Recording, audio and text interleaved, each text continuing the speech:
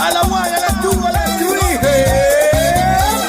Comenzó Despertar Hispano, así que alaba. Oye, Martínez, Morri, Daisy Velázquez, alaba. Despertar Hispano, ya comenzó este programa que te bendice. Despertar Hispano, te alegra, te bendice el día. Oye, un embajador, ¿qué tú eres? un embajador, Allá en Australia, hoy en la tierra, representante de Dios. Donde quiera que tú vayas, eres representante de Jesucristo. Así que alaba, Despertar Hispano, Colombia, Puerto Rico, Haití, alaba, todos los viernes de Fabi, no falte. Despertar Hispano, mi hermano, alaba. Eso es así. Dios bendiga.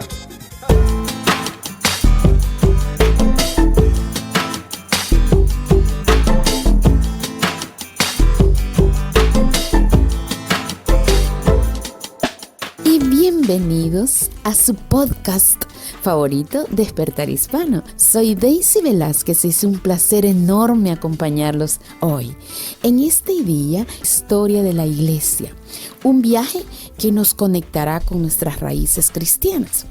Es fundamental para nosotros como creyentes entender de dónde venimos para comprender mejor hacia dónde vamos. Imagínense cómo serían todos esos años creyentes llenos del Espíritu Santo con un mundo en contra de ellos, siendo perseguidos y martirizados, pero llevando la poderosa verdad del Evangelio. Así que vamos ahora mismo con el estudio de este día con el pastor Morris Velázquez. Adelante. Bendiciones a todos, estamos muy contentos de poder estar aquí en su programa Despertar Hispano y poder llegar hasta donde usted se encuentra en cualquier lado del mundo donde usted nos escuche. Bienvenido. Y aquí vamos a ir para algo que yo sé que te va a ayudar de una manera muy, pero muy grande. Quiero dar gracias a todos los que en el programa pasado pusieron sus likes, porque eso ayuda a que muchas otras personas puedan llegar a conocer sobre la historia de la iglesia. Así que vamos a continuar nuestro viaje este día, vamos a ir mucho más allá, nos vamos a entrar en un periodo de profundo cambio, en un periodo de renovación llamado el periodo de la Reforma. Yo quiero decirle algo, la historia de la iglesia no crea que es una línea recta, sin problemas, sino que siempre ha tenido sus altibajos, sus momentos de gloria, sus momentos de desviación, pero algo que yo siempre he visto es que Dios siempre está cuidando de su iglesia. Dios es soberano, Él siempre cuando ve que la iglesia va por mal camino. Y cuando digo la iglesia, hablo en la iglesia en todo el mundo y a través de toda la historia. Cuando la iglesia va por mal camino, el Señor levanta hombres, levanta mujeres que traen un avivamiento, que vuelven a traer al pueblo de Dios una vez más a la pureza de su palabra, para que la iglesia no pierda su camino. Así que de esto se trata el programa de este día. No vaya a dejar de escucharlo hasta el final, porque vamos a hacer un viaje que nos va a llevar hasta los 1700 y quizás hasta los 1800. No sabemos hasta dónde vamos a llegar, pero desde ya le digo que prepare su corazón, porque Dios tiene cosas muy preciosas para usted en este día. Y comenzamos nuestro viaje. Y vamos a comenzar lo primero vamos a comenzar con la importancia de la necesidad que había de tener o que tendría que pasar una reforma. ¿Se recuerda? La vez pasada comenzamos hablando, y como dije, este es un estudio muy breve. De esto hay, como decimos a veces, hay mucha tela que cortar. Pero recuerda que hablamos de la era apostólica, cuando todos los apóstoles están vivos. Y luego vino la época de los padres de la iglesia, los cuales fueron los discípulos de los apóstoles.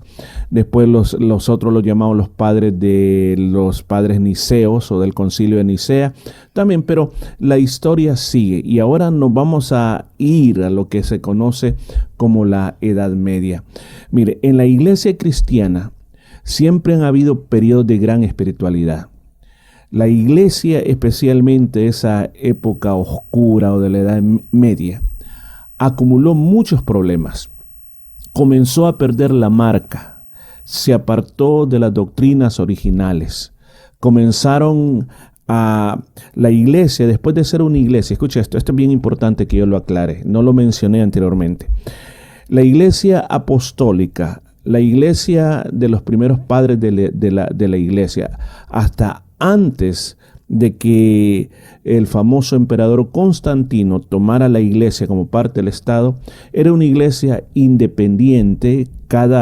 Podemos decir, cada región tenía su obispo, su anciano, con los cuales administraban la iglesia. No había un gobierno central. Pero a partir de cuando Constantino, él agrupa todas las iglesias, comienza a haber un gobierno central. Muchas iglesias se asociaron a eso, otras iglesias no se quisieron asociar a eso. Pero el problema con la iglesia oficial fue que con el transcurso de los años se fue perdiendo aquella pureza doctrinal y se comenzaron a meter otras cosas que no eran lo correcto. Ahora, todo eso llevó que la iglesia adoptara dogmas, que la iglesia adoptara cosas que no tendría que haber adoptado. Y entonces eso trajo, escuche bien, eso llegó a traer algo bien importante, el cual, una de las cosas más tremendas que pasó fue la separación entre lo que eran la congregación y lo que era el clero, que se le llamó el clero y los laicos. Porque en la iglesia del Nuevo Testamento nosotros vemos que las iglesias por las casas era un sistema donde cada persona aportaba algo, aportaba una palabra, aportaba almas también para el reino. O sea, en otras palabras, cada persona se consideraba un ministro de Cristo. Pero cuando vino lo que estableció Constantino, cambió. O sea, ahora los ministros de Cristo eran personas selectas, especiales, y la mayoría de las personas se convirtieron solamente en laicos de la iglesia. No quiero decir con esto que en la época del apóstol Pablo no había una separación de los ancianos. El anciano era una persona que era maduro en la palabra de Dios, con un buen testimonio, con una, podemos llamar, una revelación especial de la palabra de Dios. No cualquier persona, habían requisitos para ser un anciano de la iglesia.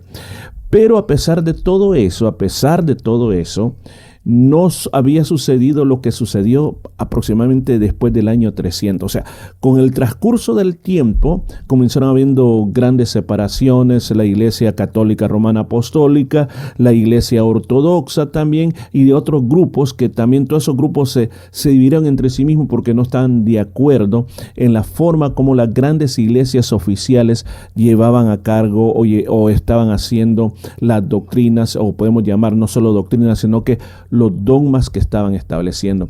Y esto nos lleva hasta la Edad Media. En la Edad Media sucedió un problema muy grande, y era la venta de las indulgencias. Era un problema pero muy grande, que fue lo que disparó o trajo la reforma. Y fue esto, la venta de indulgencias. Déjeme aclararle, ¿qué era una indulgencia? Era una remisión de la pena temporal por los pecados que la Iglesia católica, romana y apostólica otorgaba basándose en la idea que los méritos de Cristo y de los santos podían aplicarse a los pecadores.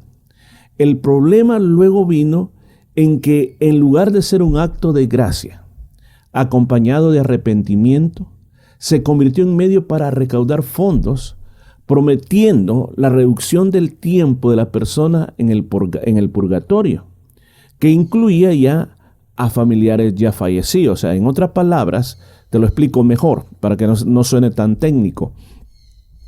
Se creía mucho en la doctrina o en el dogma o en la tradición, le voy a decir, del purgatorio, que eso no está en ningún lugar en la Biblia. Y entonces se creía que cuando tú llegabas al momento de tu muerte, nadie está en la capacidad de ir directamente al cielo, así que iba al purgatorio. Entonces, para reducir ese tiempo en el purgatorio, tú que estabas vivo, tenías que pagar cantidades de dinero para que el tiempo se le acortara a aquel familiar que estaba ahí. Y aún más, tú también podías pagar dinero por tú mismo para que cuando llegara aquel tiempo de tu muerte, tú no tuvieras que pasar largo tiempo en ese purgatorio. Qué tremendo lo que estaba pasando durante esa época. Dicho esto también, yo quiero agregar que detrás de todo esto que se estaba haciendo, había un porqué, el porqué de las indulgencias. Por ejemplo, en esa época se estaba construyendo la Basílica de San Pedro en Roma y había que financiar la construcción, se necesitaba mucho dinero. Entonces por eso vino esta idea, la idea de que se le podía ofrecer a la gente la oportunidad de comprar, lo subrayo en rojo, entre comillas, la liberación de sus pecados o los de sus seres queridos del purgatorio a cambio de lo que ellos pudieran dar en dinero para esta gran obra. Imagínense para una persona que no tenía recursos. Qué difícil sería para esa persona pensar que no tenía el dinero para sacar a sus familiares del purgatorio o para asegurarse a sí mismo que no iba a caer en esa situación. Por ejemplo, había un hombre llamado Jonathan Tetzel, que era un fraile dominicano. Se le atribuye una frase famosa que decía, y él decía algo como esto: tan pronto como la moneda en la caja resuena, el alma del purgatorio al cielo vuela. Imagínense, al nomás caía la moneda en la caja donde se estaban recogiendo el dinero, esa alma salía volando del purgatorio al cielo. Y esto fue lo que indignó a Martín Lutero y a muchos otros como él, que miraban en ello que se estaba haciendo como una mercancía barata la salvación. Eso fue lo que comenzó a hacer que estos hombres hicieran algo al respecto. Aún más hay que también traer también aquí algo importante, que en ese momento la Biblia no era accesible para todo el mundo.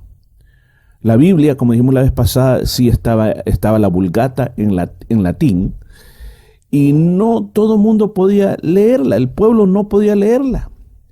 Entonces, lo que se imponía eran los dogmas de la iglesia o las tradiciones de la iglesia, y así esas tradiciones de la iglesia eclipsaban la autoridad que tenía la palabra de Dios.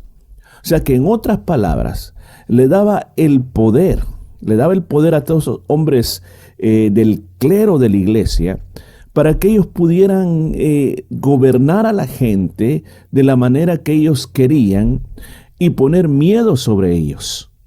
Por esa razón, durante todo este tiempo comenzaron a haber voces que clamaban por una reforma, aún antes de Lutero. Por ejemplo, John Wycliffe fue uno de esos famosos que él hizo algo que en aquel momento era impensable. Y lo que él hizo fue la traducción de la Biblia al inglés, por primera vez. Eso, le causó a él muchos problemas, que si no hubiera estado en Inglaterra, lo hubieran matado, lo hubieran mandado a quemar en la estaca. Pero sin embargo, después, cuando Inglaterra cayó bajo el poder del catolicismo romano, él ya había muerto, lo mandaron a sacar sus huesos y quemaron los huesos. También tenemos a Jan Hus, que nació en Bohemia. Él fue uno de los primeros que comenzó a mostrarle, a leerle la Biblia al pueblo. Él estaba interesado que el pueblo supiera lo que decía la palabra de Dios. Y lo convocaron para que él fuera a exponer sus ideas, pero le ofrecieron un salvoconducto. Pero en el camino lo atraparon y lo quemaron por las convicciones. Ahí comenzó todo. Y aquí vamos entrando al siglo XV. Y aquí es donde viene la historia de Martín Lutero. El punto de la inflexión. ¿Cuándo pasó eso?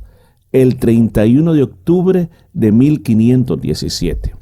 Generalmente en nuestro mundo aquí, donde vivimos, el mundo occidental, el 31 de octubre es famoso por el famoso Día de las Brujas.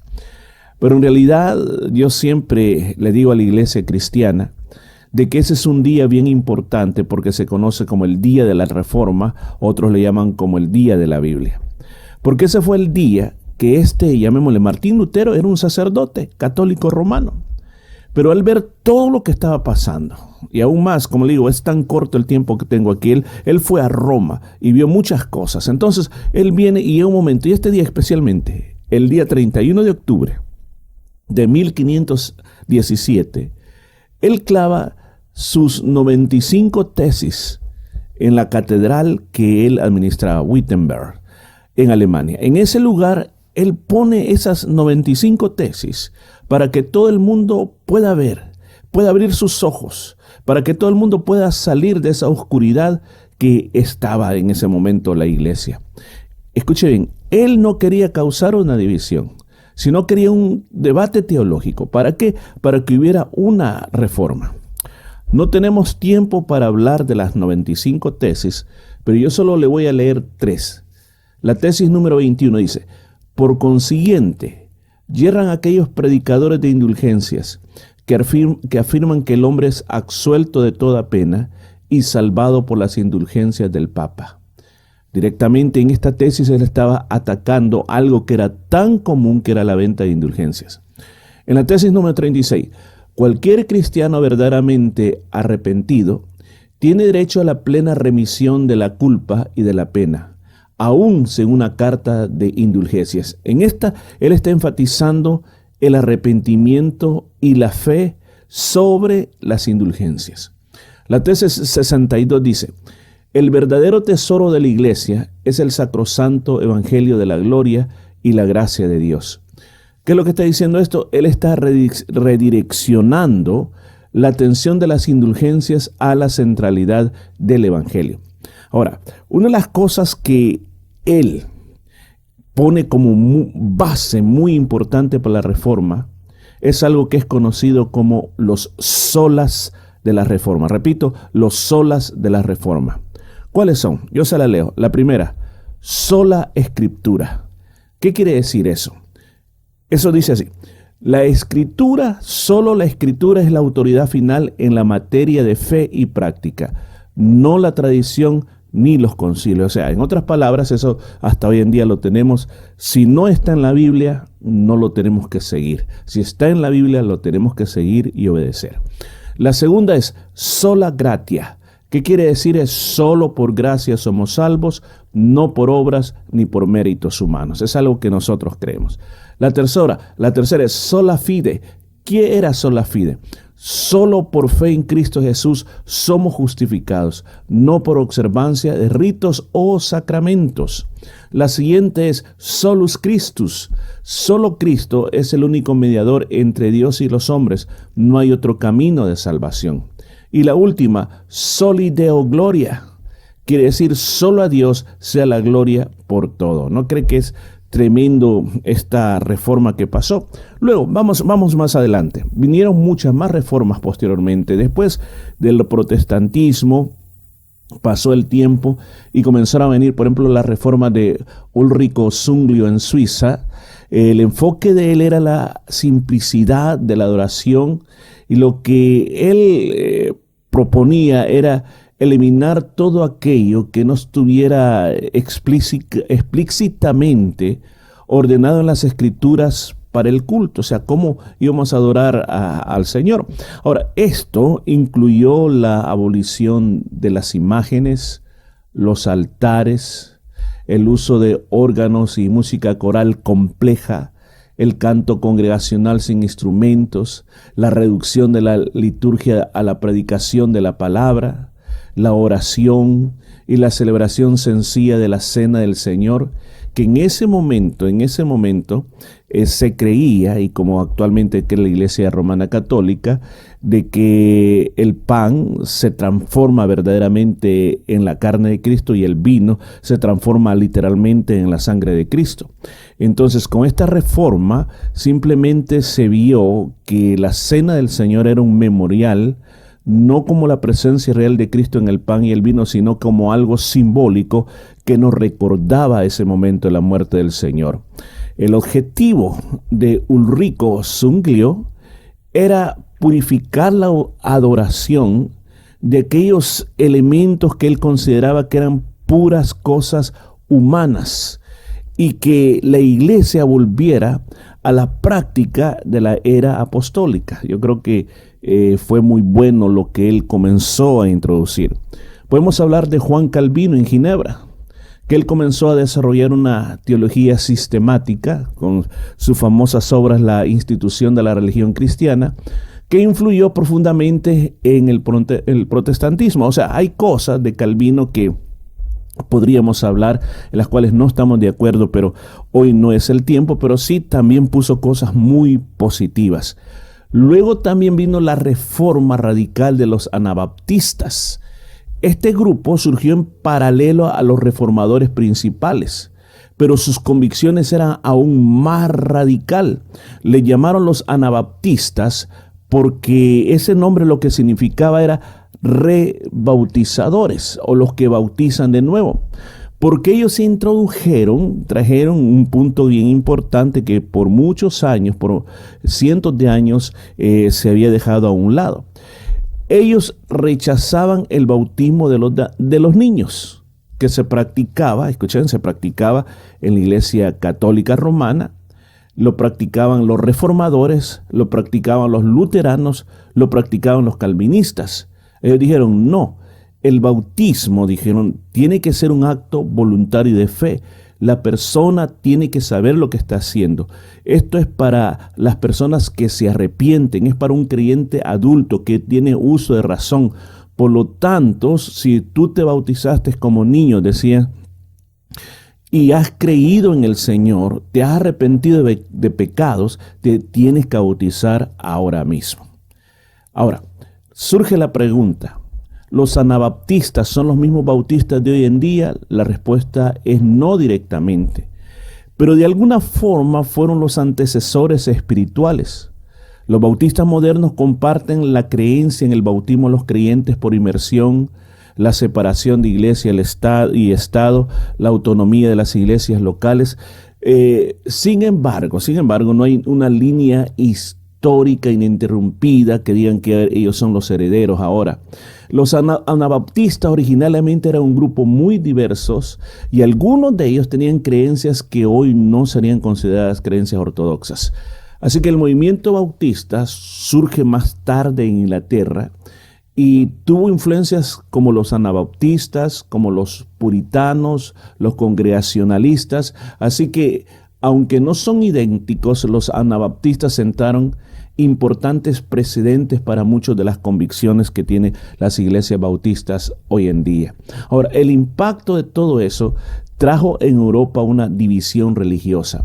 Pero una de las cosas que es bien importante, que trajo un renovado énfasis en la lectura personal de la Biblia, la predicación centrada en Cristo y la participación de los laicos en la fe. Inclusive yo no mencioné tampoco algo que Martín Lutero hizo también, pero que fue de un gran impacto, que fue traducir la Biblia entera al alemán, para que el alemán que podía leer pudiera ahora tener acceso a la palabra de Dios. Ahora, esto trajo una contrarreforma de parte de la Iglesia Católica y vienen otras reformas. Por ejemplo, la Iglesia Católica Romana respondió a todo esto con su propia reforma interna, que se le llamó la Contrarreforma, a través del Concilio de Trento, que reafirmó las doctrinas católicas, pero también corrigió algunos abusos, pero no del todo. Posteriormente, según el tiempo, según la historia, ha habido otros movimientos de reformas y avivamientos aún también dentro del protestantismo, porque siempre pasa el mismo ciclo. Viene la reforma, viene el avivamiento, y con el pasar de los años ese avivamiento se corrompe y vuelve a quedar en la misma situación que estaba antes. Entonces, es necesario que, como dije al principio, Dios siempre está al cuidado de su iglesia, que viene otro avivamiento otra vez. Entonces, vengamos al siglo XVII y XVIII. ¿Qué pasó ahí? Fue el pietismo. ¿Qué es el pietismo? Fue un movimiento de renovación dentro del protestantismo, especialmente en el luteranismo, o sea, la iglesia de Lutero. que buscaba, ese movimiento buscaba que la fe se volviera a revitalizar. Que eso que había comenzado muy bien ahora se había vuelto algo demasiado intelectual, demasiado muerto después de la Reforma. Entonces el pietismo, esto es lo que enfatizaba esto, una experiencia personal de conversión, que tú practicaras la piedad. Cuando yo digo piedad es esa devoción y la santidad en tu vida diaria. ¿Qué traía además? Que tú tenías que estudiar personalmente la Biblia en pequeños grupos, que le llamaban los círculos de la piedad. Tenías que orar, tenías que tener la necesidad de una fe viva que se manifestara en buenas obras y en amor al prójimo. Ahora, hay figuras que sobresalieron en esa época, como Philip Jacob, como Augustus Heman, y lo que ellos dejaron fue un legado tan profundo que ayudó mucho luego al metodismo y también a los grandes avivamientos que vinieron posteriormente. O sea, aquí inclusive valdría la pena hasta mencionar a los hermanos Wesley también, que trajeron un gran avivamiento en Inglaterra. Pero nos vamos a ir hasta América, el continente americano, especialmente Norteamérica. Esto se le conoce como el Gran Despertar en Norteamérica. Fue durante la primera mitad del siglo XVIII y a principios del siglo XIX. Por ejemplo, el primer Gran Despertar entre 1730 y 1740 fue un tiempo de un gran avivamiento religioso en las colonias americanas, caracterizado por predicadores de fuego, predicadores con énfasis en la experiencia y conversión personal. Por ejemplo, uno de ellos fue Jonathan Edwards, un teólogo, un pastor congregacional famoso por un gran sermón llamado Pecadores en la mano de un Dios airado. Este sermón, cuando los que escriben sobre este sermón dice que la gente se agarraba a sus bancas porque pensaban que el infierno se los iba a tragar. Eso es tan famoso. Yo lo he encontrado en YouTube doblado al español por un predicador, como que estuviera predicándole el original, y en realidad el contenido del sermón es bien fuerte, pero fue un hombre que salvó muchas almas, era muy profundo, se centró en la soberanía de Dios y en la necesidad de un arrepentimiento radical. También tenemos a George Whitefield, entre el 1714 y 1770, era un predicador anglicano, era metodista, era el de la escuela de lo que le estamos diciendo de los hermanos Wesley, o especialmente de John Wesley. Él iba predicando por todos lados, él predicaba con una elocuencia tan grande, predicaba al aire libre, multitudes, muchos dicen 20,000, 30,000 personas venían a escucharle. La cantidad de personas que se convertían a Cristo era increíblemente grande. Él realmente botó cualquier barrera. Si pudiéramos ponerle récords, él logró alcanzar los récords más grandes, y eran personas de que con sus caballos o con sus diligencias viajaban por todo Estados Unidos predicando, y donde llegaban las multitudes los escuchaban, y miles de personas se entregaban a Cristo. Y ahora vamos al segundo gran despertar. Y dentro de esta época, dentro de los 1790 a los 1840, vino una gran ola de avivamientos que llevó a un crecimiento explosivo de muchas iglesias, muchas personas viniendo a los pies del Señor. Era algo increíble. Yo he leído mucho de esto y es algo que uno no se puede explicar, la sed que las personas tenían por el Evangelio de Dios. Durante esa época hubieron figuras como Charles Finney, que cuando él escribe sobre los avivamientos que él trajo, yo recuerdo verle una historia que lo invitan a una fábrica. El dueño de la empresa está interesado en que sus trabajadores conozcan del Señor Jesús. Imagínense cuando hoy en día se puede ver eso. Y lo invitaron a que entrara a la fábrica. Y cuando él va caminando por los pasillos de la fábrica, dice, los trabajadores al nomás verlo, dice, caían de rodillas y comenzaban a confesar sus pecados. No porque Él era Dios o porque Él era Jesús, sino porque la presencia de Dios estaba tan fuerte en Él que las personas se convertían de una manera grande. Y cuando Él predicaba era tan hermoso que Él no quería parar de predicar. Y muchas veces dice que hasta saliendo sangre de la garganta, porque recuerde, ellos no usaban micrófonos para predicar, ellos predicaban al aire libre y tenían que forzar su voz a lo máximo que ellos podían. Mire, sé que hemos hablado rápidamente de muchas cosas, pero aquí viene el punto más importante de todo. Yo creo que después de dar esta información, es importante dar una aplicación. ¿Por qué es importante la historia cristiana? ¿Y por qué es importante lo que hoy hemos visto en esta segunda entrega? Lo primero que yo quiero dejar en su corazón es lo siguiente. Esta época de la historia de la iglesia nos enseña mucho del compromiso que usted y yo debemos de tener con la palabra de Dios, con la Santa Biblia.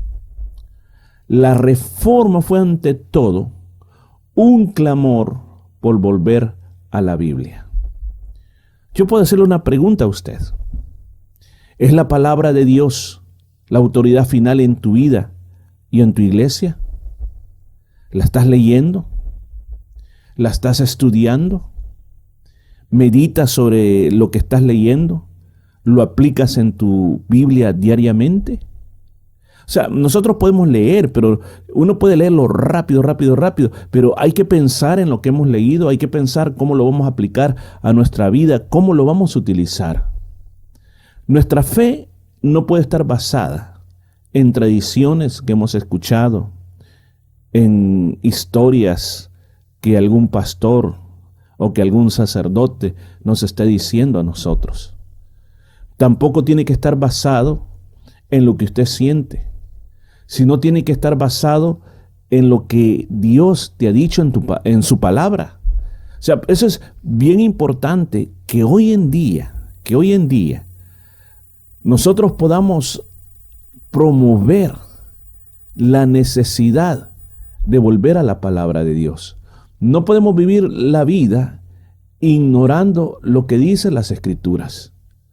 Las Escrituras tienen un mensaje poderoso para nosotros que necesitamos aplicarlo. Dijo Pablo en 2 Timoteo 3:16, toda la Escritura es inspirada por Dios y es útil para enseñarnos lo que es verdad y para hacernos ver lo que está mal en nuestra vida. Nos corrige cuando estemos equivocados y nos enseña a hacer lo correcto. Dios la usa para preparar y capacitar a su pueblo para que haga toda buena obra. Si así es, ¿por qué entonces no leemos la Biblia? Sino que, le digo, a veces nos conformamos con ver predicaciones en YouTube. Y eso es todo. Necesitamos volver a la Biblia. Segundo punto de aplicación.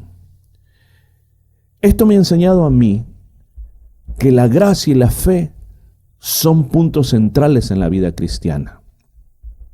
Recuerdo cuando hablamos de las olas de la Reforma.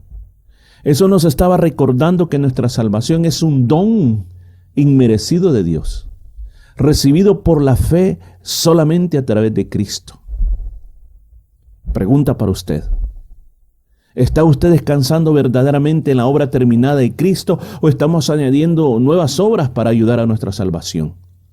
Como muchas personas que hoy en día quieren hacer cosas para ganarse la salvación, cuando ya Cristo lo hizo todo para que tú seas salvo. Esto te tiene que pensar de que tenemos que ser nosotros humildes y tener una gratitud constante por la gracia que Dios nos ha dado a nosotros. Y la última y la tercera cosa. Hay una necesidad de que la autorreforma continúe en nuestra vida. Recuerda, las iglesias están compuestas por seres humanos. Los seres humanos nos equivocamos, nos volvemos complacientes. Y por eso necesitamos reformas. Por eso necesitamos siempre volver a las verdades bíblicas. Como iglesia, como individuos, necesitamos ser reformados por el Espíritu Santo. Necesitamos que el Espíritu Santo sea escuchado por la iglesia y por nosotros. Tengo una pregunta también. Hay áreas en tu vida donde necesitas volver a la pureza del Evangelio, a las verdades fundamentales de la fe. Hay áreas que no están bien, hay áreas que están comprometidas en tu vida. Le vamos a pedir a Dios que nos revele cuáles son esas áreas y que nos dé el valor para ser como aquellos como Martín Lutero, como John Huss, que se levantaron contra lo que no estaba bien y hasta aún estuvieron dispuestos a morir por volver a la verdad. Estimado oyente, yo le ruego a Dios que el estudio de este día te inspire a ser un creyente que valore la palabra de Dios. Que tú aprendas a vivir por gracia, por fe, y que constantemente busques la pureza en tu vida personal para la gloria de Dios. Recuerda, este estudio no solo se basó en información y más información. Este estudio está basado simplemente en que tú veas el ejemplo en la historia, algunos ejemplos, quizás brevemente, para que esto te haga despertar en cosas que tenemos que cambiar en nuestra vida. ¿Qué le parece si oramos? Señor, te damos gracias por el estudio de este día. Y te damos gracias por esos hombres en el pasado que brevemente hemos conocido la historia de ellos. Hay muchos más. Pero sí que nos demostraron que cuando llegó el oscurantismo, que cuando llegó la corrupción, ellos fueron capaces de ver que las cosas no estaban bien porque ellos leían la palabra. Y ellos podían ver la diferencia entre la verdad y lo falso.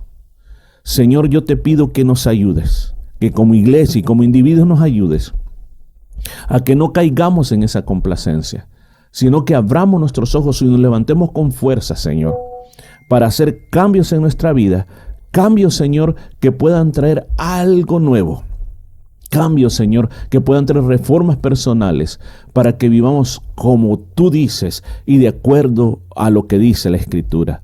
Todo lo pedimos en el nombre de nuestro Señor Jesucristo. Amén y amén. Y qué hermoso estudio hemos disfrutado. Deseamos que el Espíritu Santo haya hablado a tu vida, haya tocado tu corazón para comprender profundamente que gracias a nuestros primeros hermanos, a la perseverancia de los primeros creyentes, el Evangelio llegó hasta nosotros y podemos ahora comprender el sacrificio en la cruz de nuestro Señor Jesucristo. Espero que esto haya sido de gran bendición para su vida y que sobre todas las cosas usted pueda comunicarlo a otras personas para que conozcan más de cerca a nuestro amado Salvador Jesús. Le invitamos a que busque nuestra página de internet, que es www.jesuseselcamino.com.au. Allí encontrará todo lo referente a la iglesia cristiana Jesús es el Camino, quienes somos, nuestra doctrina que creemos y las diferentes actividades que tenemos como iglesia. Así que le invitamos también, si usted vive en esta ciudad, a que nos visite a la iglesia cristiana Jesús es el Camino. Estamos ubicados en el número 73 Nolamar Avenue en Nolamar, y para nosotros será de gran bendición conocerle, saber que usted es uno de nuestros fieles oyentes de Despertar Hispano. Recuerde, día domingos, 3 de la tarde, un servicio bilingüe muy hermoso, alabanzas español-inglés, la palabra del Señor es traducida del español al inglés, los niños tienen escuela dominical y al final del servicio compartimos un hermoso compartimiento. Así que usted será más que bienvenido a la gran familia de Dios. Recuerde, 73 Nolamar Avenue en Nolamar. Asimismo, para el día miércoles 7:30 tenemos oración y estudio de la palabra del Señor. Usted será más que bienvenido a la casa de Dios. Asimismo, también ahí puede encontrar en nuestra página las actividades que tienen los jóvenes y las diferentes actividades que se estarán dando a conocer dentro de lo que sucede en la iglesia. Así de que usted será más que bienvenido a visitar también nuestra página y visitarnos también en YouTube. Puede buscarnos como Jesús es el Camino en Perth y ahí va a encontrar gran variedad de predicaciones, estudios bíblicos, programas de radio, y va a encontrar muchísima variedad de predicaciones donde usted va a crecer mucho más en su fe. Le invitamos también a que nos llame el 0433-370-537, 0433 370-537. Puede buscarnos también en Facebook, puede buscarnos en Instagram y en Spotify. Ahí encontrará todo lo que usted pueda edificarse con la hermosa palabra de Dios que transmitimos acá, y también todas las predicaciones que se dan en la Iglesia Cristiana Jesús es el Camino. Muchas gracias una vez más, y con la ayuda del Señor estaremos el próximo viernes continuando con estos hermosos estudios sobre los primeros años de la vida de la iglesia, sobre cómo fueron nuestras raíces en el Evangelio. El Señor le bendiga, disfrute un lindo fin de semana y hasta la próxima semana con la ayuda de Dios. Hasta pronto.